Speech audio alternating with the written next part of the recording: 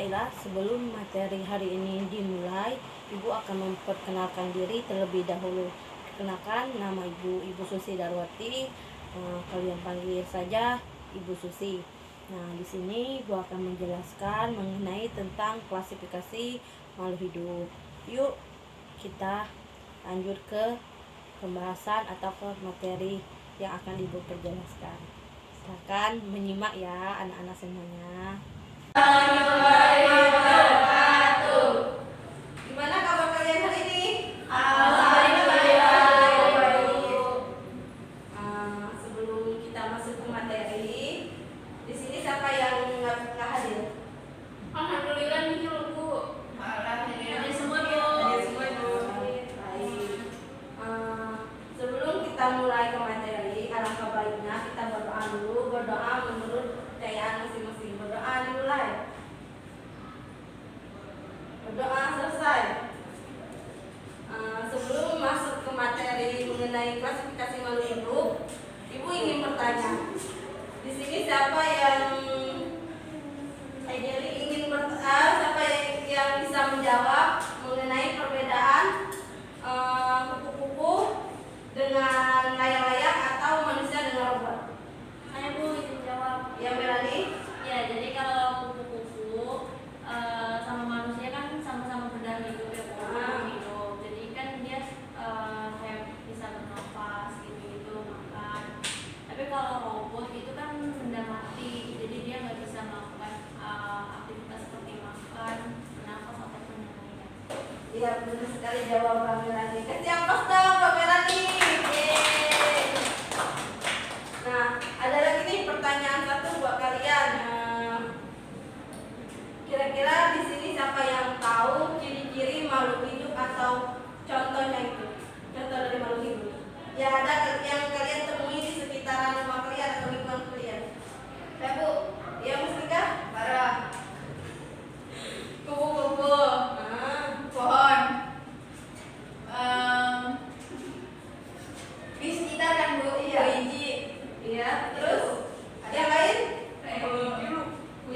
Kucing. Berdasarkan kesamaan ciri cara hidup, tempat hidup, daerah penyebarannya. Yang kedua atau yang B, ada tujuan klasifikasi, yang mana tujuannya itu ada 4. Yang pertama, mendeskripsikan ciri-ciri makhluk hidup untuk membedakan tiap-tiap jenis agar mudah dikenal. Yang kedua, yaitu mengelompokkan makhluk hidup berdasarkan kesamaan cirinya. Yang ketiga itu mengetahui hubungan kekerabatan antara makhluk hidup. Yang keempat, mempelajari evolusi makhluk hidup atas dasar kekerabatannya. Nah, di sini juga ada manfaat klasifikasi, yang mana manfaatnya itu untuk mempermudahkan dalam mempelajari organisme yang beraneka ragam. Yang kedua itu untuk melihat hubungan kekerabatan antar makhluk hidup yang satu dengan yang lainnya.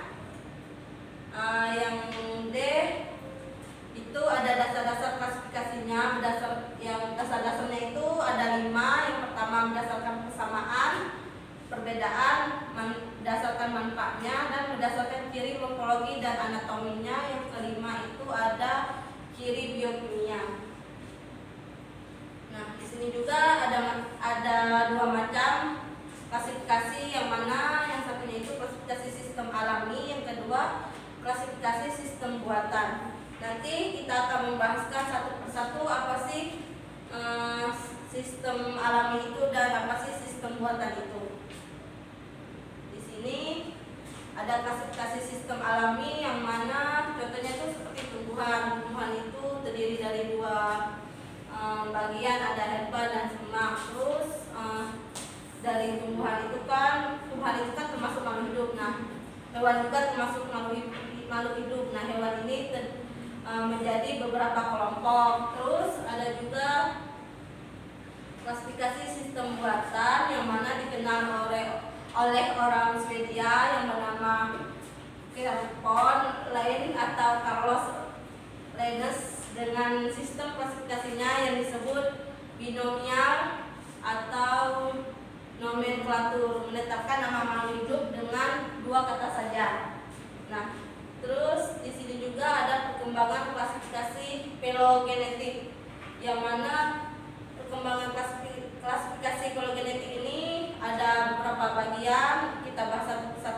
pertama itu ada sistem dua kingdom yang mana dikemukakan oleh Aristoteles dan dibagi menjadi dua kingdom.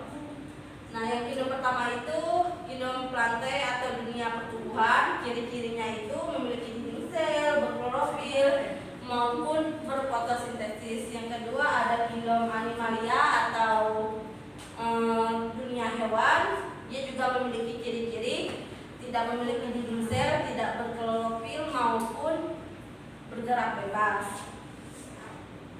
Nah, yang B-nya itu sistem tiga kingdom yang dikemukakan oleh S. Haeckel yang dibagi menjadi tiga kingdom. Yang kingdom pertamanya itu kingdom protista, ciri-cirinya itu uniseluler atau multiseluler.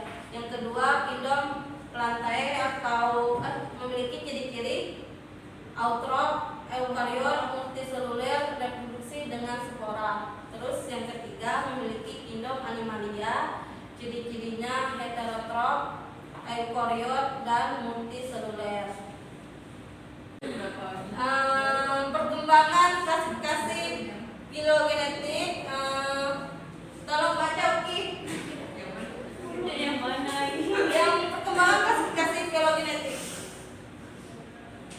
Perkembangan klasifikasi filogenetik. Yang A, sistem dua kingdom ditemukan oleh Aristoteles dibagi menjadi dua kingdom. Yang pertama kingdom plantae, dunia pertumbuhan. Ciri-cirinya memiliki dinding sel, berklorofil, mampu berfotosintesis. Yang kedua kingdom animalia atau dunia hewan. Ciri-cirinya tidak memiliki dinding sel, tidak berklorofil, mampu bergerak bebas.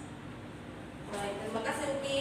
Nah, di sini kan ada kingdom plantae atau dunia pertumbuhan. Contohnya itu seperti tumbuhan putri malu dan lain-lain, dan juga contoh dari kingdom animalia ini seperti monyet dan lain-lain. Ibu izin minum ya. Iya, Miss, silakan.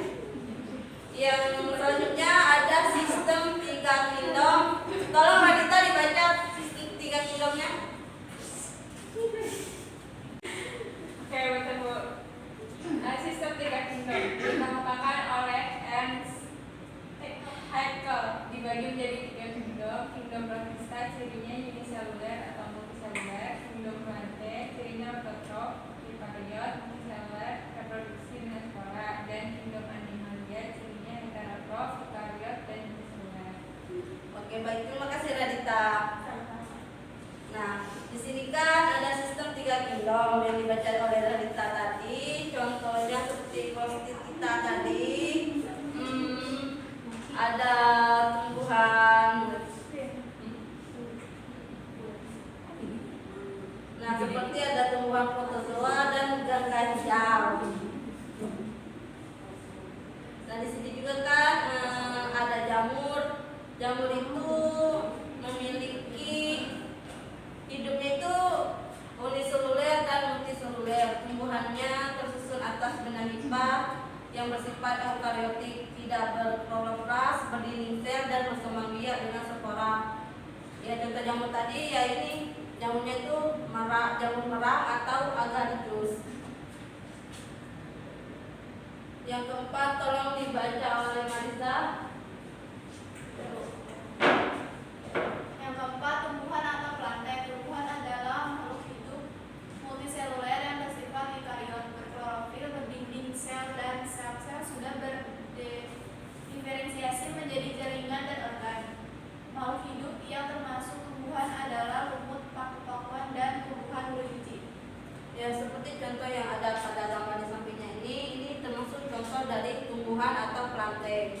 Selanjutnya yang kelima itu ada hewan, yang mana hewan ini makhluk hidup atau multiseluler yang bersifat eukariotik, tidak berkloroplas, tidak berdinding sel, dan sel-selnya telah berdiferensiasi membentuk jaringan organ dan sistem organ. Umumnya dapat bergerak bebas, dan contohnya seperti porifera, vertebrata, dan manusia.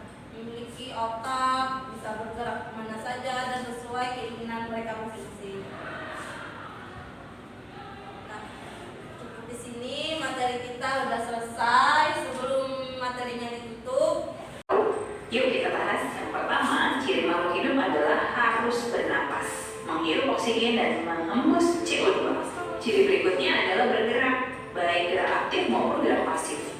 kemudian membutuhkan makanan atau nutrisi untuk pertumbuhan dan untuk sumber energi. Selanjutnya, tumbuh dan berkembang dari kecil menjadi besar, lalu berkembang biak menghasilkan keturunan dari jenis yang sama untuk melestarikan jenisnya.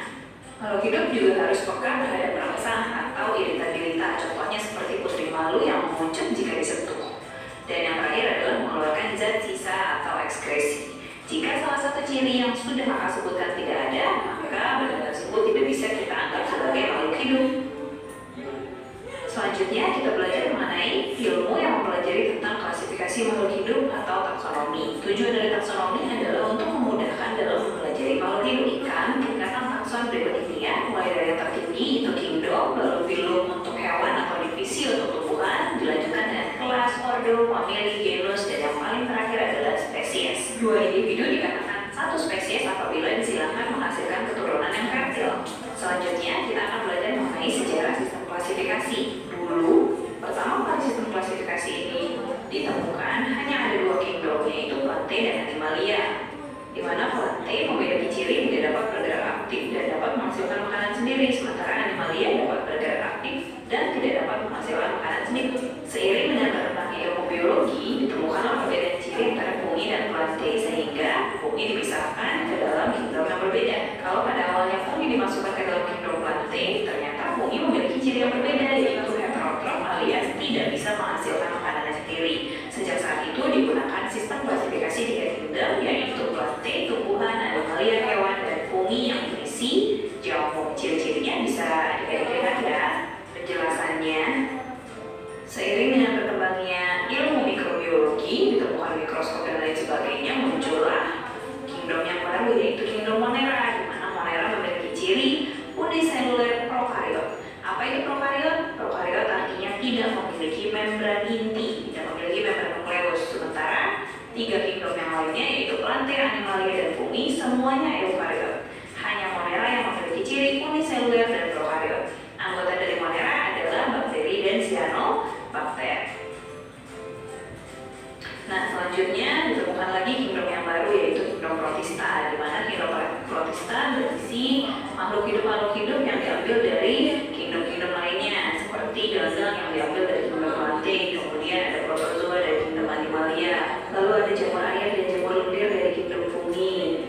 Nah, keempat kingdom Plantae, Animalia, fungi, dan Protista semuanya eukariot alias memiliki membran nukleus, sementara Monera saja yang prokariot dan uniseluler. Prokariot tadi apa? Tidak memiliki membran nukleus. Nah, sistem klasifikasi 5 kingdom inilah yang kita gunakan hingga saat ini. Jadi sekarang kita menggunakan sistem klasifikasi 5 kingdom. Oke, berikutnya kita belajar mengenai sistem penamaan makhluk hidup yang ditemukan oleh Carolus Linnaeus. Sistem penamaan ini disebut dengan binomial nomenklatur atau sistem tata nama ganda. Sistem penamaan ini dilakukan agar semua makhluk hidup di dunia memiliki nama universal ya, harus memiliki dua kata, di antara kata tengah dan ketiga ada spasinya, dan seterusnya kalau bisa baca ya tadi. Contohnya kalau buat di situ Oriza Sativa, cara penulisannya seperti itu ya.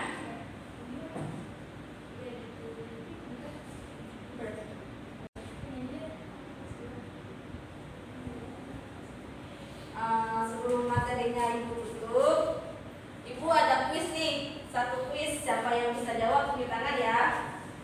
Kuisnya itu urutkan takson yang paling tepat untuk tumbuhan. Siapa yang bisa? Rena, aku bisa Bu. Rena? Iya. Saya Ibu. Ya lumayan. Ya oke. Urutannya Ibu, ordo, divisi, familia, kelas, genus, spesies. Sedikit kurang tepat ya oke jawabannya. Ya, cara nih. Kingdom, divisi,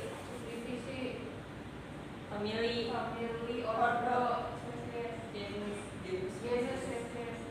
Iya Bu betul. Terima kasih ya anak-anak semuanya sudah memperhatikan Ibu hari ini, terus kalian juga udah aktif gitu kan menjawab pertanyaan-pertanyaan dari Ibu. Sebelum Ibu akhiri, jangan lupa ya nanti diisi LKPD-nya itu sesuai dengan materi yang sudah Ibu bagi setiap kelompoknya gitu ya. Ya. Ada yang ingin bertanya lagi sebelum Ibu tutup materinya? Sudah Bu, cukup Bu. Ya baik. Baiklah, mari kita akhiri materi ini. Ibu ucapkan assalamualaikum